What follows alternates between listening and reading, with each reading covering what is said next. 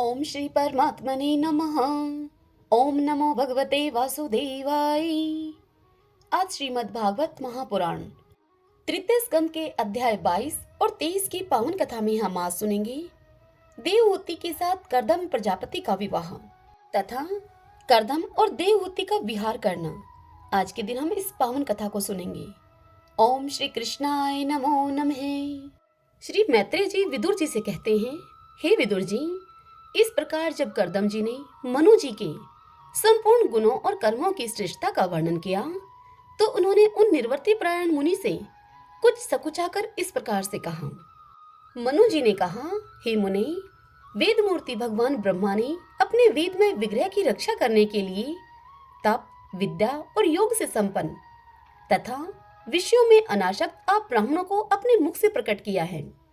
और फिर उन सहस्त्र चरणों वाले विराट पुरुष ने आप लोगों की रक्षा के लिए ही अपनी सहस्त्र भुजाओं से हम क्षत्रियों को उत्पन्न किया है।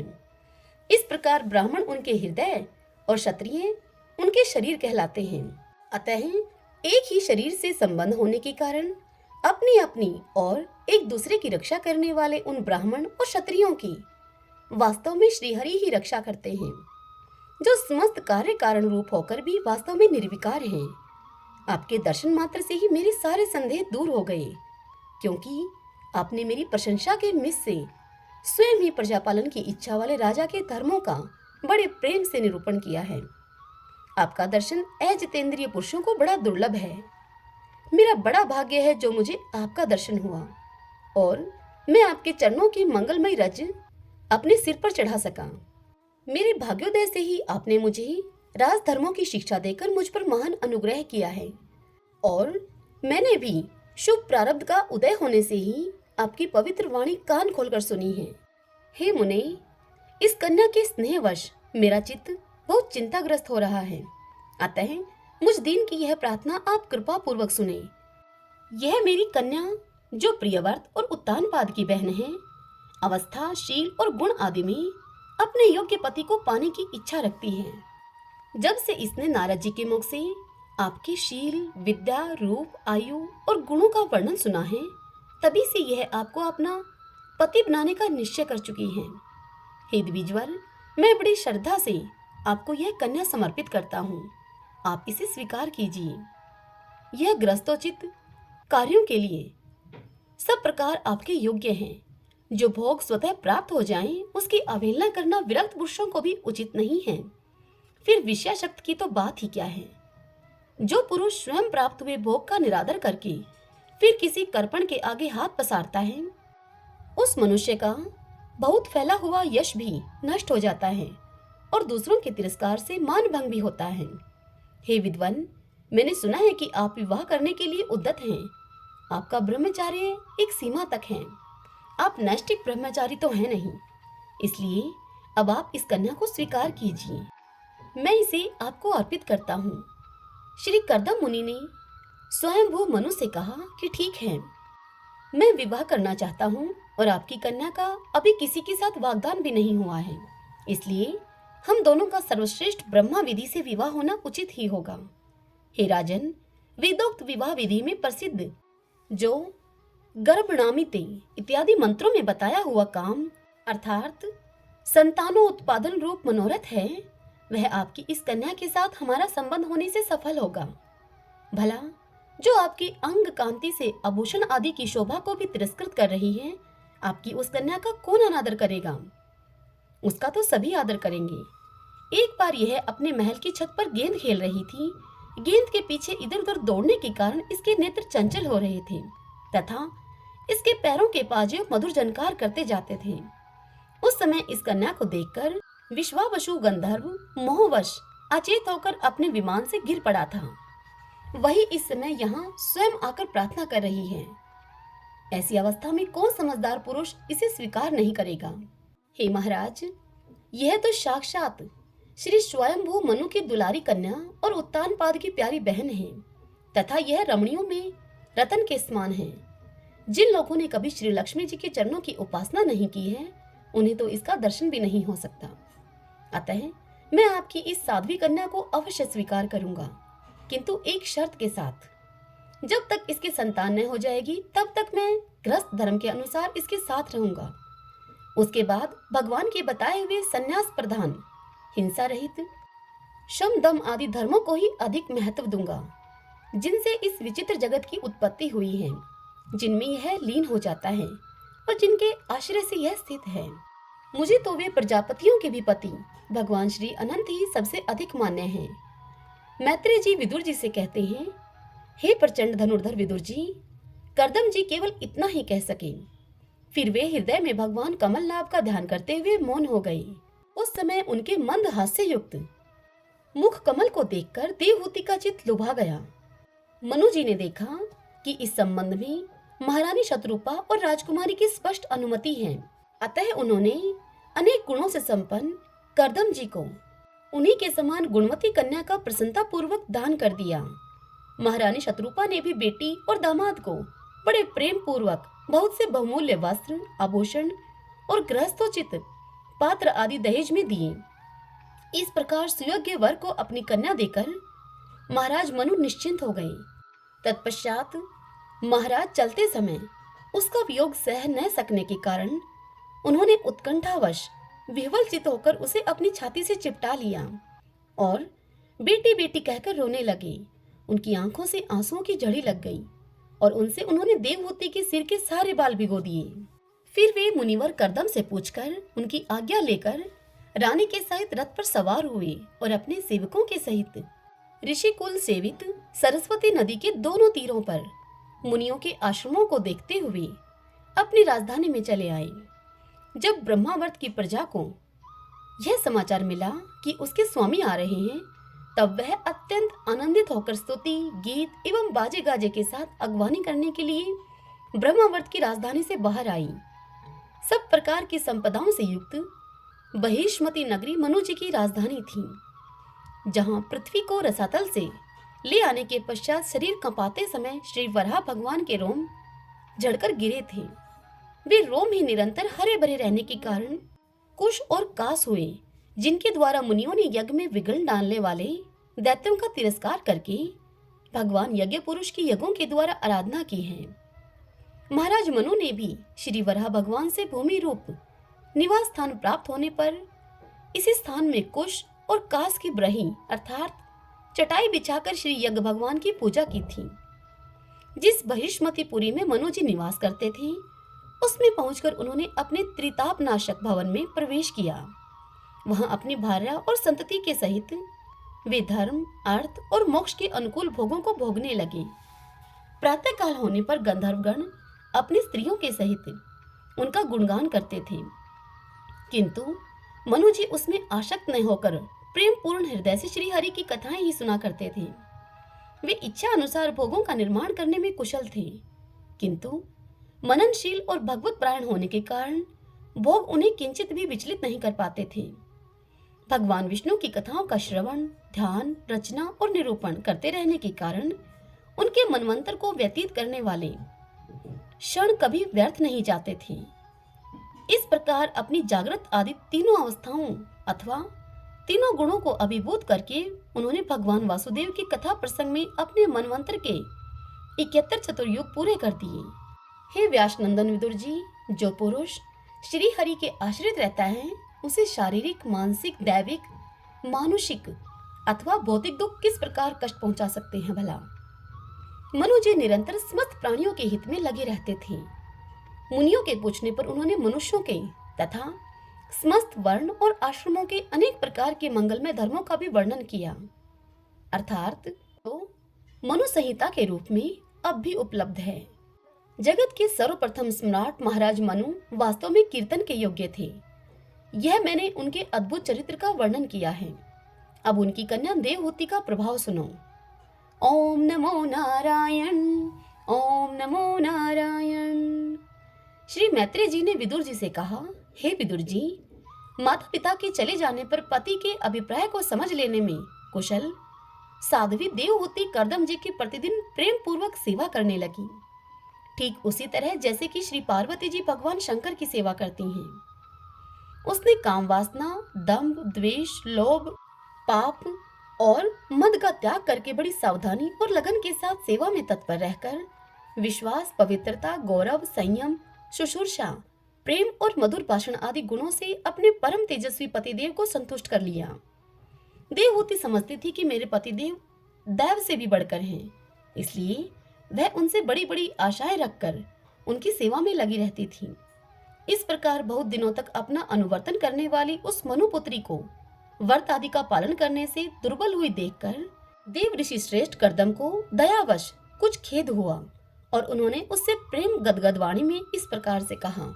कर्दम जी अपनी पत्नी देवहूति से बोले, हे मनुनंदिनी, तुमने मेरा बड़ा आदर किया है। मैं तुम्हारी उत्तम सेवा और परम भक्ति से बहुत संतुष्ट हूँ। सभी देहधारियों को अपना शरीर बहुत प्रिय और आदर की वस्तु होता है, किंतु तुमने मेरी सेवा के आगे उसके क्षीण होने की भी कोई परवाह नहीं की। अतः अपने धर्म का पालन करते रहने से मुझे तप, समाधि, उपासना और योग के द्वारा जो भय और शोक से रहित भगवत प्रसाद स्वरूप विभूतियां प्राप्त हुई हैं, उन पर मेरी सेवा के प्रभाव से अब तुम्हारा भी अधिकार हो गया है। मैं तुम्हें दिव्य दृष्टि प्रदान करता हूँ, उसके द्वारा तुम उन्हें देखो। अन्य जितने भी भोग हैं वे तो भगवान श्री हरि के भ्रकुटी विलास मात्र से नष्ट हो जाते हैं, अतः वे इनके आगे कुछ भी नहीं हैं। तुम मेरी सेवा से भी कृतार्थ हो गई हो। अपने पातिव्रत धर्म का पालन करने से तुम्हें ये दिव्य भोग प्राप्त हो गए हैं, तुम इन्हें भोग सकती हो। हम राजा हैं, हमें सब कुछ सुलभ है। इस प्रकार जो अभिमान आदि विकार हैं, उनके रहते हुए मनुष्यों को इन दिव्य भोगों की प्राप्ति होनी कठिन है। कर्दम जी के इस प्रकार कहने से अपने पति देव को संपूर्ण योगमाया और विद्याओं में कुशल जानकर उस अबला की सारी चिंता जाती रही। उसका मुख किंचित संकोच भरी चितवन और मधुर मुस्कान से खिल उठा और वह विनय एवं प्रेम से गदगद वाणी में इस प्रकार कहने लगी। देवहूति ने अपने पति कर्दम जी से कहा, हे द्विश्रेष्ठ, हे स्वामिन, मैं यह जानती हूँ कि कभी निष्फल न होने वाली योग शक्ति और त्रिगुणात्मिका माया पर अधिकार रखने वाले आपको ये सब ऐश्वर्य प्राप्त हैं, किंतु हे प्रभु, आपने विवाह के समय जो प्रतिज्ञा की थी कि गर्भाधान होने तक मैं तुम्हारे साथ ग्रस्त सुख का उपभोग करूंगा, उसकी अब पूर्ति होनी चाहिए, क्योंकि श्रेष्ठ पति के द्वारा संतान प्राप्त होना पतिव्रता स्त्री के लिए महान लाभ है।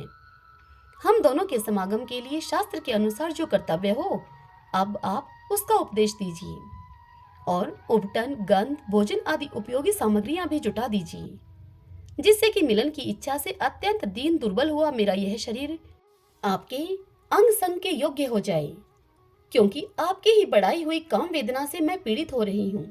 हे स्वामिन, इस कार्य के लिए एक उपयुक्त भवन तैयार हो जाए, इसका भी आप विचार कीजिए।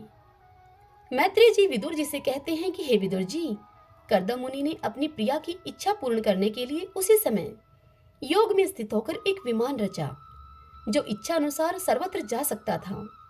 यह विमान सब प्रकार के इच्छित भोग सुख प्रदान करने वाला, अत्यंत सुंदर, सब प्रकार के रत्नों से युक्त, सब संपत्तियों की उत्तरोत्तर वृद्धि से संपन्न तथा मणिमय खंभों से सुशोभित था।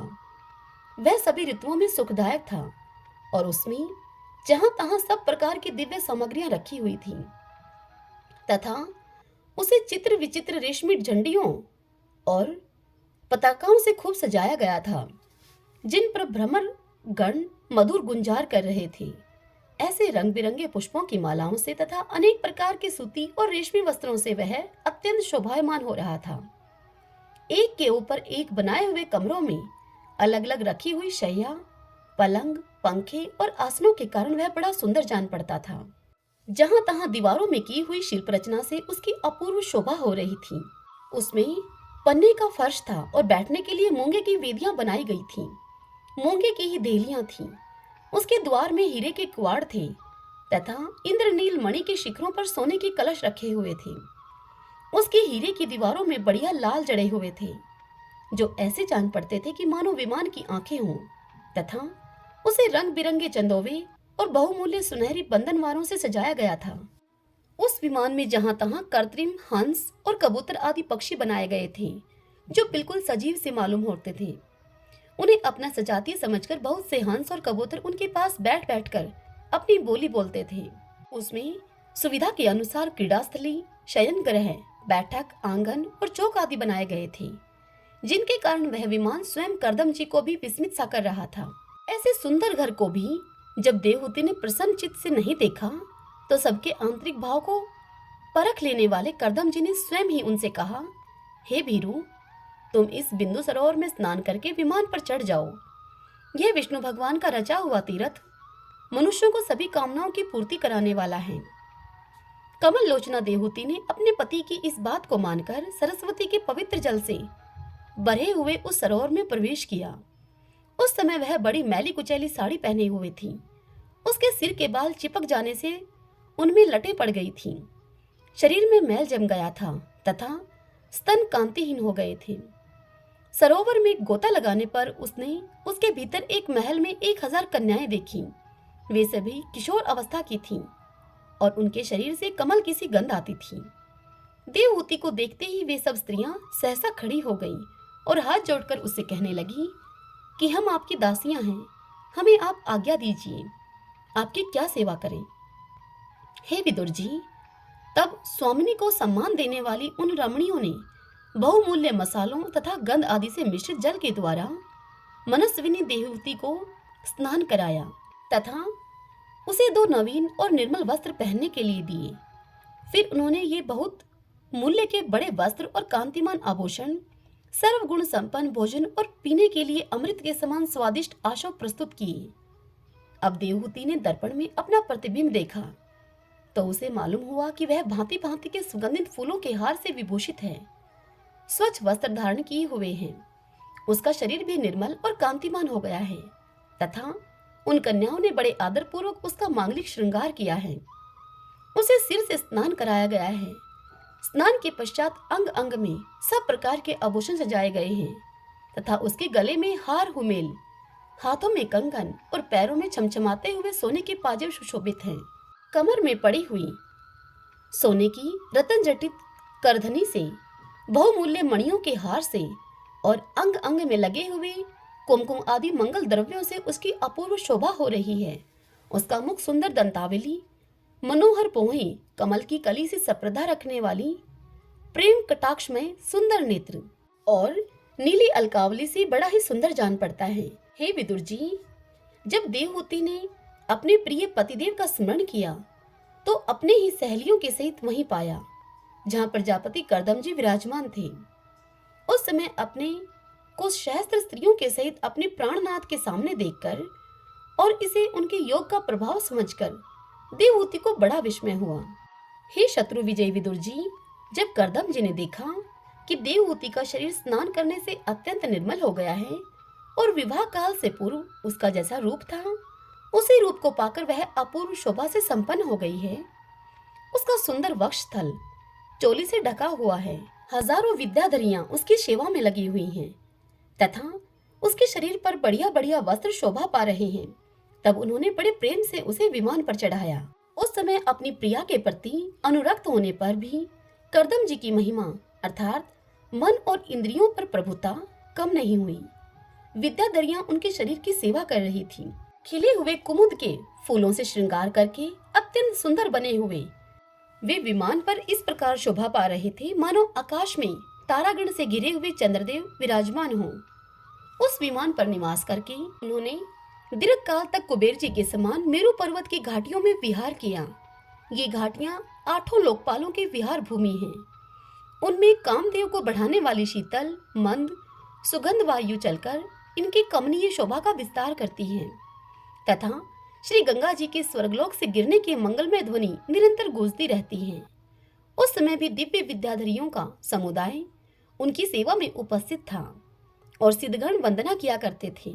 इसी प्रकार प्राण प्रिया देवहूति के साथ उन्होंने वैश्रंभक, सुरसन, नंदन, पुष्पभद्र और चैत्ररथ आदि अनेकों देव उद्यानों में तथा मानस सरोवर में अनुराग पूर्वक विहार किया। उस कांतिमान और इच्छा अनुसार चलने वाले श्रेष्ठ विमान पर बैठकर वायु के समान सभी लोकों में विचरते हुए श्री करदम जी विमान विहारी देवताओं से भी आगे बढ़ गए। हे विदुर जी, जिन्होंने भगवान के भवभयहारी पवित्र पाद पद्मों का आश्रय लिया है, उन धीर पुरुषों के लिए कौन सी वस्तु या शक्ति दुर्लभ है इस प्रकार महायोगी करदम जी का यह सारा भूमंडल जो द्वीप वर्ष आदि की विचित्र रचना के कारण बड़ा आश्चर्यमय प्रतीत होता है, अपनी प्रिया को दिखाकर अपने आश्रम को वह लौट आए। फिर उन्होंने अपने को 9 रूपों में विभक्त करके रति सुख के लिए अत्यंत उत्सुक मनु कुमारी देवहूति को आनंदित करते हुए उसके साथ बहुत वर्षों तक विहार किया, किंतु उनका इतना लंबा समय एक मुहूर्त के समान बीत गया। उस विमान में रति सुख को बढ़ाने वाली बड़ी सुंदर शैया का आश्रय लेकर अपने परम रूपवान प्रियतम के साथ रहती हुई देवहूति को इतना काल कुछ भी न जान पड़ा। इस प्रकार उस कामाशक्त दंपति को अपने योग बल से सैकड़ों वर्षों तक विहार करते हुए भी वह काल बहुत थोड़े समय के समान निकल गया।